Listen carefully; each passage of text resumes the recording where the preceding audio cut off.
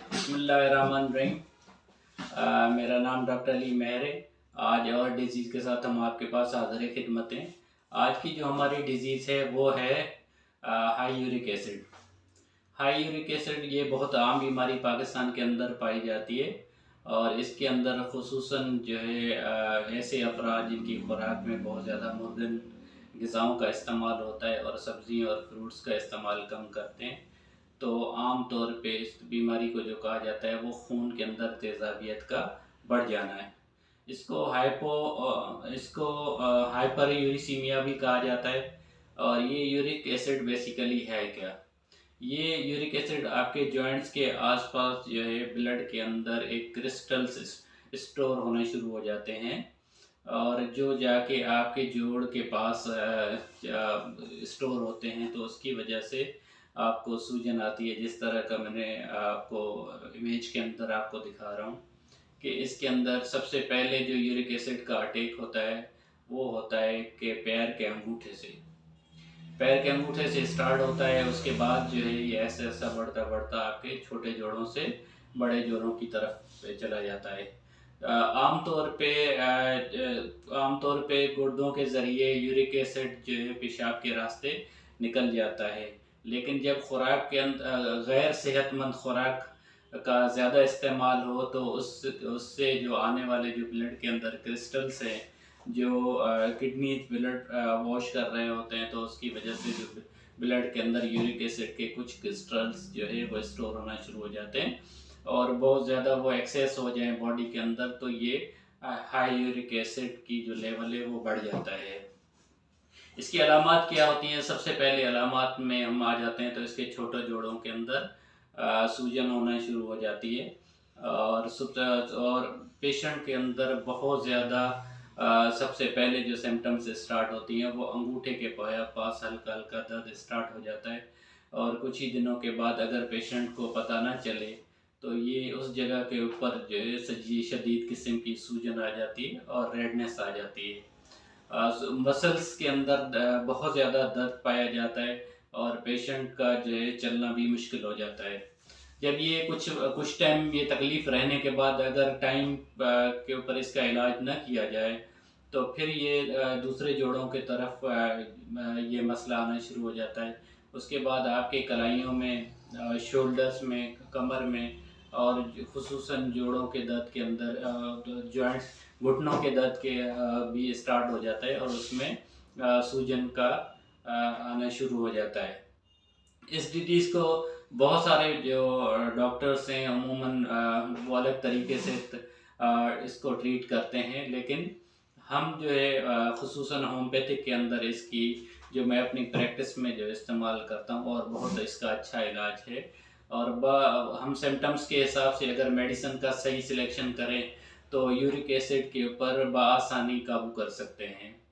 दोस्तों, मैं एक और भी आपकी नॉलेज में इजाफ़ा करूँ कि अगर पेशेंट कहे कि मैं अपने यूरिक एसिड को जो है मेडिसिन के ज़रिए हमेशा के लिए ख़त्म कर सकता हूँ, तो ऐसा बिल्कुल गलत है। अगर पेशेंट का दवाइयों के ज़रिए यूरिक एसिड नॉर्मल हो भी जाए और उसके बाद जो पेशेंट क्या करते हैं कि वो बेफ़िक्र हो जाते हैं और अपनी लाइफ स्टाइल के अंदर दोबारा वही रूटीन आ जाती है कि जो मुर्गन ग़िज़ाओं का इस्तेमाल सबसे ज़्यादा और स्पेशली जो है बड़े गोश्त का इस्तेमाल जब वो अपनी खुराक के अंदर ज़्यादा करते हैं तो दोबारा से उनका यूरिक एसिड बढ़ जाता है। फिर जो हमारे पास वो डॉक्टर के पास आके पेशेंट कंप्लेन करता है कि डॉक्टर साहब, मैंने आपके पास इसका इलाज कराया था लेकिन ये दोबारा मुझे क्यों हो गया? लेकिन ये जब पेशेंट आके हमें कंप्लेन करता है तो फिर हमारे उनसे कुछ क्वेश्चंस होते हैं जो हम पूछते हैं कि जी, आपको यूरिक एसिड तो आपका उस वक्त बेहतर हो गया था और ठीक हो गया था, लेकिन आप अपनी जो लाइफ स्टाइल है जिसकी वजह से ये बीमारी आपको शुरू हुई थी, तो उसके आपने कोई तब्दीली लाने की कोशिश की? बोलता है, नहीं डॉक्टर साहब, मैं तो जब ये ठीक हो गया था तो मैं फिर सब चीज़ें खाना शुरू हो गया था। तो जब वो आप सब चीज़ें आप खाना शुरू हो जाएँगे तो ये दोबारा यूरिक एसिड जो है आपका लेवल जब बढ़ता है तो सबसे पहले एड़ियों में और अंगूठे के अंदर ओडिमा हो जाता है या सूजन आ जाती है और शदीद किस्म के दर्द के साथ रेडनेस दोबारा से स्टार्ट हो जाती है।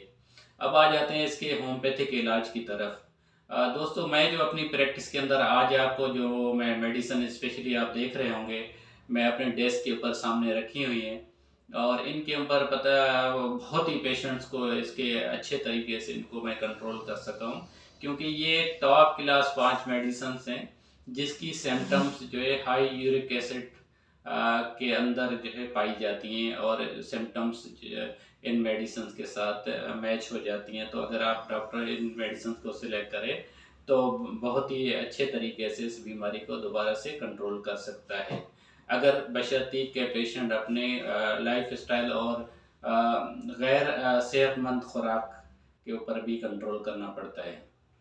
आज की जो सबसे पहले मेडिसिन है वो मैं आपको ये मेरे डेस्क के ऊपर रखी हुई है, ये आपको शायद पता नहीं कैमरे में डिस्प्ले हो रही है कि नहीं। ये इस मेडिसिन का नाम है ग्वाइकम क्यू। ये सबसे पहले मैं पेशेंट को इस्तेमाल करवाता हूँ जब पेशेंट के ऊपर स्पेशली जो है जोड़ों के अंदर दर्द की कंप्लेन कर रहा होता है और उसके अंदर जो है शदीद किस्म का दर्द हो रहा होता है। उसके दूसरे नंबर पे जो मेडिसिन थे ये है, आपको पता नहीं नाम डिस्प्ले हो रहा है कि नहीं हो रहा है, ये है आर्टिका यूरिनस क्यू। ये ग्वाइकम और आर्टिका यूरिनस क्यू में मिला के इसके 10-10 कतरे दिन में 3 टाइम पेशेंट को गर्म पानी के अंदर इस्तेमाल करवाता हूँ और इससे जो है 2 से 3 दिन के अंदर पेशेंट की सूजन और दर्द जो होता है वो बेहतर हो जाता है। उसके बाद जब ये कंट्रोल हो जाता है तो तीसरे नंबर पे जो मेडिसिन मैं इस्तेमाल करता आता हूँ ये कॉलचिकम 200। कॉलचिकम 200 को मैं कुछ अरसे तक कंटिन्यू रखता हूँ इस मेडिसिन को, ताकि पेशेंट के ब्लड के अंदर जो तेज़ाबियत है वो भी ठीक हो जाए और जोड़ों का दर्द भी बेहतर हो जाए। उसके बाद आप आ जाते हैं 2 मेडिसिन और हैं जिनका मैं आपको जिक्र करता हूँ। स्पेशली ऐसी मेडिसिन एक बायोकेमिक होम्योपैथिक मेडिकल ट्रीटमेंट के अंदर इस्तेमाल की जाती हैं। इनमें यूरिक एसिड के पेशेंट क्योंकि खून के अंदर तेज़ाबियत बढ़ने की वजह से ही यूरिक एसिड होता है, तो मैं सबसे पहले जो मेडिसिन इस बायोकेमिक में इस्तेमाल कराता हूँ इसका है नाम है natrum fast 6x। Natrum fast जो है इसका ज़्यादा इफेक्ट जो होता है वो स्टमक के ऊपर होता है और गैस और तेज़ाबियत और बेसिकली एसिडिटी के ऊपर कंट्रोल करने के लिए इस्तेमाल की जाती है। और यूरिक एसिड के अंदर भी हमारे ब्लड के अंदर जो तेज़ाबियत है वो भी तकरीबन हमारे फूड के ज़रिए एडप्ट हो जाती है। और दूसरे मेडिसिन है बायोकेमिक के साथ जो मैं मिक्स करके यूज़ कराता हूँ वो है ferrum fast 6x। Ferrum fast एक सूजन की बेहतरीन दवा है, जो होम्योपैथिक डॉक्टर हैं वो इसको जानते होंगे।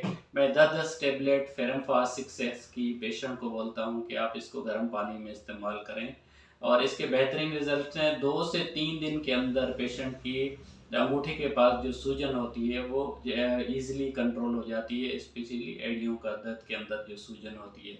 और ये है होम्योपैथिक ट्रीटमेंट।